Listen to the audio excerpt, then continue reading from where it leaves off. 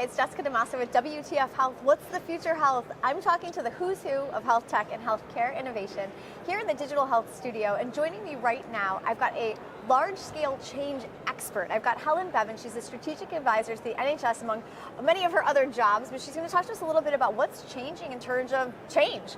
So Helen, it's great to have you here. Yeah, thank you. Do you know, the first thing I wanted to do was to challenge the term expert.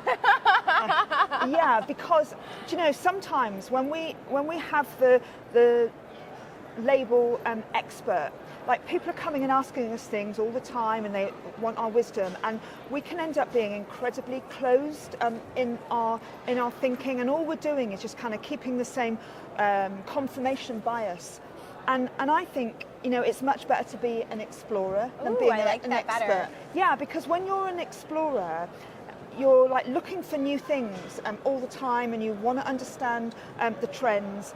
And then, you know, because you understand that you only know part of the picture, I think that you have a lot of doubt, you know, and I think a lot of humility, and it makes you even more curious. And I think sometimes, you know, when people are working with experts, actually that it shuts our thinking down and it stops us learning. So yeah, maybe I don't like that label very Okay, fine. often. Then we will change it. You are a large-scale change explorer. Yeah. I like that. Yeah. All right. Let me ask you a question then about exploring. Yeah. What's your tips? Like, what are some of your best tips for being an explorer as opposed to being an expert? So, like you just said, when you're an expert, you might be closed down. You might be resistant to new ideas. So, if you have this explorer mindset, focus more on being curious. Like, what are some of the things that we can all do to be more explorer-like in our day-to-day? So I think a big part of it is finding the time to do your own learning, and there are so many like amazing sources of new thinking, new practice. So, like personally, I probably every day I look at 40 or 50 new publications, blogs, pieces of research. So, you know, I have feeds. I kind of know the sources and the links that, you know, that produce the kind of stuff I like. I love Medium, which is a platform for lots of people writing ideas. I also think that we need both like explicit knowledge, so we need to understand, you know, where the research is coming from, and you know, and the new kind of evidence, and we need the tacit knowledge. You know, I think it's really underestimated in the sense that, you know, what's like the practical know-how? What are the things that people are learning or thinking or doing? And, you know, for the tacit knowledge, we need to be in networks and communities, and we need to be learning from each other and trying things out together. So I think it's about being in a constant state of inquiry, and finding other sources and other people that, you know, that are wanting to learn as well. What's changing in change as far as healthcare is concerned? And I mean, this feels like a weird question to ask, because I think we all witnessed so much change through the pandemic, and now we're in this stage, I believe, where we're trying to make sense of what happened, but also, more importantly, think about how best to move forward. What are you seeing as far as how organizations are tackling change, and what has changed in change management? Yeah, I think that the biggest thing that I see, and the hopeful direction I feel, is that I've spent like the last 30 years doing or leading or facilitating with single issue campaigns or change programs. So, you know, I've worked on cancer care, cancer service improvement. I've worked in improving urgent and elective care. I've worked on how can we improve primary care and community services. And I think that, yes, single issue improvement change campaigns can take you so far, but I think what we have to move to, if we are seeking to create continuous change, is actually organisations and systems that are change ready. So in a sense, I've made a really deliberate choice in my practice that I want to do less work focused on you know, single issues campaigns mobilizing people across the country or in a particular system around a single campaign, and much more of my time is spent around helping organizations to build change readiness and to have the kinds of systems and the cultural conditions that we can be constantly changing all the time, because I think the whole way the world is going, in terms of very complex, very fast moving. I mean, who would have thought that the pandemic would have happened? We have to be ready for any possibility. And I think investing in change-ready organisations is where we need to be, and there are huge implications for leaders around doing that. Absolutely. All right, I want to ask first about what a change-ready organization looks like. Yeah. Like, is it adaptability? Is it resilience? Is it all of it? Curiosity? Like, what does a change-ready organization look like in its most ideal state to you? So I would say that the core of it, of change readiness, is about what I would call social capital. It's about people across the organisation who are connecting with each other and learning, and there's high levels of trust and connectedness, and there's some really good evidence that shows that now, that actually many of the organisations that are certainly in the health and care world, and certainly in my world in the NHS, that are delivering the most. So the ones that are being assessed by our regulators as showing exceptional performance are the organisations that have really invested in building relationships and connections for improvement. That we've change readiness means being able to experiment, to try things out, because we have to change and adapt so quickly that and every context is different. So yes, we can have a best practice or a good practice from somewhere else, but how do we know it's going to work in our context? So we need to, part of change and readiness is about having a kind of a spirit of learning and experimentation. So having people across the organisation and system that are trained to be experimenters, that have got really good improvement skills and can test things out. But it's not just about having a whole set of dispersed people doing small-scale changes. It's actually about having that small-scale change capability in a large-scale framework. So actually we're enabling large-scale change in our organisations and systems by having lots of people capable of small-scale change. And I think that change readiness also means an evolving ways of thinking in terms of leadership of change, because I think that the kind of, when I look in my system and I see the people and the places that are doing this the best, it's about having leaders who lead from the front and who light the way. Creating the conditions for change are developing lots of other people, are getting out of the way, to enable change to happen. Yeah. So so those are some of the things I think in terms of change readiness. Okay, I have to ask about this because I think whenever I think of change, I think, well, what if I don't like the change, or what if the change doesn't work, or if the experiment fails? So what's some of your best advice for those who might have a little bit of hesitance towards even going into a direction of large-scale change or experimentation because they're afraid of failing? They don't want to let anybody down. They don't want to waste the money. They don't want to look foolish or whatever. And what's your best advice for overcoming that fear of failure that has to be part of taking a risk and experimenting? Absolutely. So my advice generally is that change doesn't usually come from the top of organisations, and I think very often in big healthcare systems we have a very hierarchical view of things, like the senior leaders make the decisions and cascade things down on us that we might like or we might not like. But the reality is that change starts anywhere in organisations.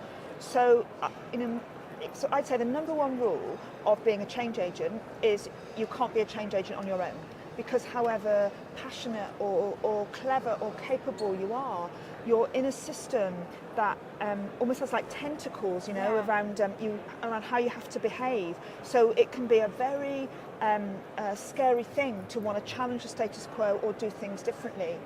So what we have to do, I think, is to find other people that want the same things that we want and start collaborating and connecting. And I'd say that that really, what changes the world are small groups of people who are loosely connected with common purpose. Yeah. And very often people say to me, "Oh, I've got this really great change idea. Shall I take a business case to the executive team or the board?" I'm like, "No, don't go there. Find the other people in your organisations and systems, because they're always there, that want the same things you want, and support each other to start doing things. And then when you've got some practical experience, that's when we get the board or the execs on board." It's almost like not asking for permission. No. I like that a lot. And what can leaders do? I mean, because as you said, change will come from the bottom of the organization, and that will be the most powerful. But if you're at the top, and you talked about creating a culture for that. Yeah. I mean, give us some specific direction here from what you've experienced this in a way that few others have. What's worked? What's worked for the board? What's worked for the CEO or whoever is at the top of the organization to do to enable those people who are on the front line to create those changes and feel safe to do that? So I would say that the kind of change I'm getting into now and where I want to put my energy is exactly working with those kinds of leaders, because to create an organisation that is change, improvement, transformation ready takes a huge amount of work. Yeah. And it's a deliberate strategy. So some things I'd say. Number one, about building our shared purpose. And we can do like an organizational mission statement and values, but like, how do we truly build well, first of all, who's the our? Who needs to be part of our team or our change process, and not just people that work in the system, but also people that use the system. And then thinking about the shared, which is focusing on the things that unite us, because lots of things divide us, but what do we have in common? And then really connecting with purpose, and not just purpose in terms of a change aim, but actually our higher purpose, and the things, the bigger things that we want to achieve, and creating a space where people can really talk about that. A second thing I'd say is about building a sense of belonging. So sometimes like you said, that there's a change coming and we don't like it, and it feels it's being done to us, not with us or by us. And how do we bring people together so that people really feel part of the change? And because when people feel a sense of belonging, they'll be much more willing to try new things and take risks. So we need to be building a sense of belonging across our organisations. There's a researcher from the London School of Economics called Deborah Rawlinson, and she's just done a really big study about what makes a difference around leaders who can truly lead large-scale change. And she found that the biggest issue was building a sense of belonging, because people have got such a fundamental need to belong. But the particular thing that she found was that leaders that are great at change, not only do they help create a sense of belonging, but when the change process is happening and you've been in one team and you've got to move to a different team or do things differently, you've got to help people to have a sense of unbelonging too, before they can move to a new sense of belonging somewhere else. So those leaders that were able to navigate people through a process of unbelonging and then belonging again were the ones that were doing best at change. And the other thing I'd say is that we have to build capability. We need people across our organisations that have got improvement skills and skills for change. And leaders need to lead from the front. So people in former leadership roles need to be investing in their own development, and they need to be very clearly showing that that they're investing in their own skills, and they're not just telling other people to go on training. They've got to. They're living it too. They are absolutely living it too. So I think there's lots of things that leaders can do in a very deliberate way to create the conditions for the future. All right, this is a tough question. Helen, yeah. Do you believe in change fatigue? I absolutely believe in change fatigue. Okay. But I don't think it's inevitable. I think change fatigue happens when, first of all, there's too much change going on, and it just seems there's like change initiative after change initiative, and often the changes don't get joined up. So, when you're a senior leader in an organisation and there's 5 clear change priorities, it completely makes sense to you. When you're somebody working at the front line of care and you're getting different priorities from all over the place, and then a new priority comes, does it mean that you're getting rid of one of the old priorities and you're doing this instead? How does it all fit together? It's exhausting. It is. And I think too often, I think one of the worst things that we do often as leaders, with a really good intention, is we do change for people, okay, not by people or with people. And when leaders are doing change for you all the time, then I think, as a practitioner, somebody that's like working, at the front line of care, I think you're feeling a loss of autonomy, a loss of control, a sense that things are being done to you all the time. And when you're living that constantly, of course you get change fatigue. On the other hand, where you've got organisations where you've got a really strong focus on effective change, where change is done in partnership with people, where people are determining their own changes in line with a bigger direction, we see much less change fatigue.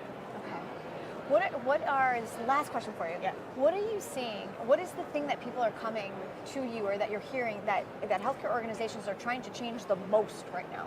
Like, is there like one type of thing that people are like, oh, I want to change, I want to have more innovative culture, or I want to be more, digitally forward? Like, what's the large scale change du jour? Okay. I think people want to be more joined up. Okay. And people want to be more joined up around consumers, patients, service users. I think moving kind of beyond separate functions or improving bits of service to like a different place, a different philosophy, where care is not so much something that is done to people, but it's a partnership, it's a relationship. One of the words that is being used more and more now in my world is kin.